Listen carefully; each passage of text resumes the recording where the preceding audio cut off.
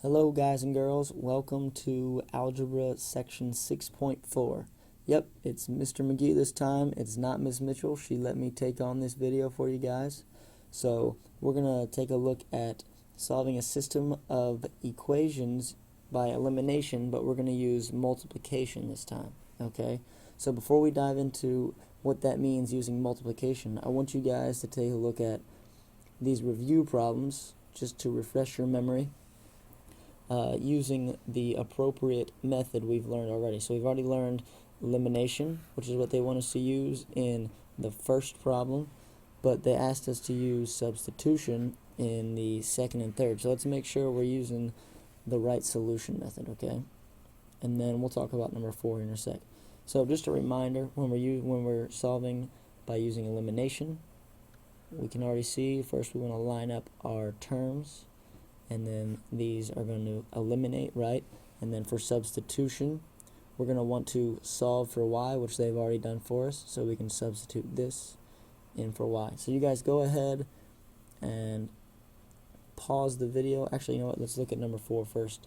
They haven't given us any system of equations to solve, but they did give us a nice sentence here. Find the two numbers that have the sum of 151 and a difference of 7.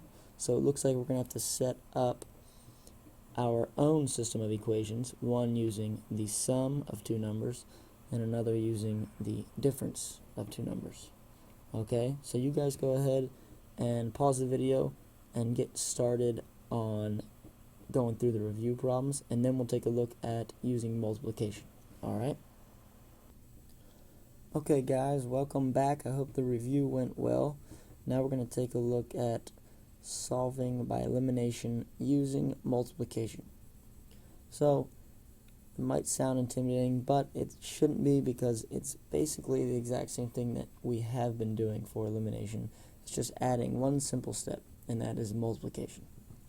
So our first step is going to be to multiply at least one. So when we say at least one, it means we could be multiplying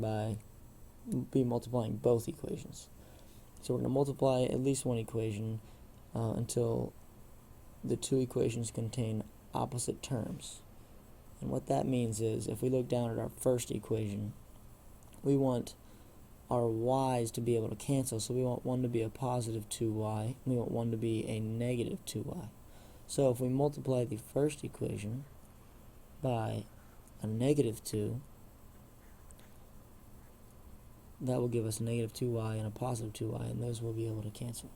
We just got to remember, if we multiply one number by negative 2, is we multiply the rest of them by negative 2.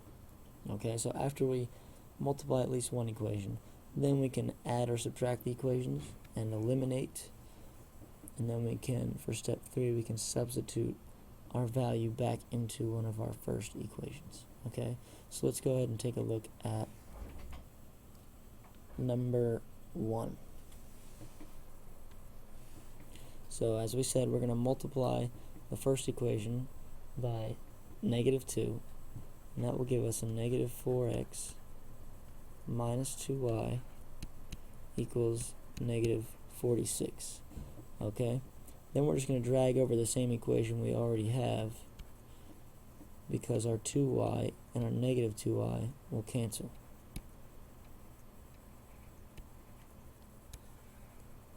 Okay, so on to step 2, we can add or subtract.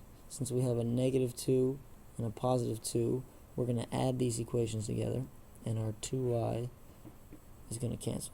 So negative 4 plus 3x is going to give us negative 1x. Our y's have canceled. Negative 46 plus 37 is going to give us negative 9. Divide each side by negative 1, and we're going to get x equals 9. Okay, so that's the end of step 2. Step 3, we're going to substitute 9 back into one of our first equations for x. I like to use the first one because it looks simplest. So we got 2 times 9 plus y equals 23. 2 times 9 is 18 plus y equals 23. Subtract 18 from both sides, and we should get y equals 5.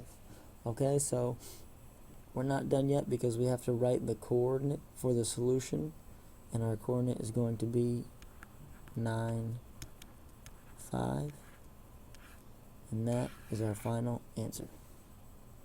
Hey, Mr. McGee and I are going to tag team on this video, which might be nice. You can hear my explanation, see if I do it exactly like Mr. McGee. We may do it a little differently. The first equation here in number 2 has an x, and if I multiply the top equation by -3, if I multiply that whole equation by -3, then I'll get a -3x, a -21y, and a -36. The bottom equation, I'm going to leave it exactly how it is. And now I'm ready to add the two equations together and cause my x's to eliminate. The result of addition gives me -26y equals, and that's a +10. My pen didn't catch, so that's a -26. So when I divide -26 by -26, y turns out to be 1. And now I'm going to come up and plug it in. I'm going to plug it into the first equation because x will be real easy to solve for there since x is already a coefficient of 1. So I subtract 7 from both sides, and 12 minus 7, I'm going to subtract 7 here, is going to be 5. So my point here is 5, 1. Alright, the next equation, oh no, I've got a 3, a 2, a 2, and a 5. You can pick any number. It's your problem. You can either choose to eliminate the x's or choose to eliminate the y's. It really doesn't matter. But I'm going to have to not only multiply one equation, but I'm going to have to also multiply the second equation. So if we try to eliminate our x's, I'll multiply the top by -2, so that makes it a -6x. So I'm going to multiply the bottom by a +3. See how this works out. You get -6x, -4y, and -20. Multiplying everything by 3, I get a +6x. Remember, we're distributing the 3 to everything in the equation. We have to multiply everything. Which makes that a 15y. A +15y equals a +9. As I was talking, I almost made the same mistake I was warning against. So let's make sure you can read. That's a +15y. Now when I add the two equations together, my x's eliminate, and 15 minus 4 leaves me with 11y. It'll be positive, but -20 plus 9 leaves me with a -11. So this time y turns out to be a -1. So plug it in. You pick. You can plug it into either equation. I'm going to plug it into the second one this time, just to show you it'll work even if you plug it into the second equation, where y, in place of y, I've substituted -1, so 2x plus a -5, so I'll add 5 to both sides, and 2x equals 8, which makes x 4. So you write your final answer as 4, -1. Alright, last example before a word problem. Oh, it's not so bad. I have a y, I have a 6, so I need to multiply the top equation by -6. That'll make -12x, -6y, -12. Everything. Don't forget the 2 gets multiplied by -6 also. 3x plus 6y equals 9. The y's cancel this time, and I have a -9x equals -3. When you divide by -9, a negative divided by negative is positive. 3 over 9 simplifies to 1/3. Ooh, so now when I go plugging it in, it's going to be a fraction that I plug in. And that's okay too. Fractions are numbers too, you know. So 2/3 plus y equals 2. Y equals 2 minus 2/3. If I didn't have a calculator, I would need a common denominator. But my calculator tells me 2 minus 2/3 is 4/3. So your answer, the point, thank goodness that they were able to use elimination, because can you imagine if we had graphed those two lines trying to find 1/3 and 4/3? We would be guessing, guesstimating, and that's never as accurate as knowing the exact answer. We're ready to tackle a word problem now. 2 times a number plus 3 times another number. So x comes first. 2 times a number plus 3 times another number equals 13. The sum of the two numbers were x and y, is 7. Now I'm ready to eliminate to find out what the two numbers are. So if I take the bottom equation and multiply the whole thing by -2, watch how that's going to eliminate. We have then the first equation stays the same.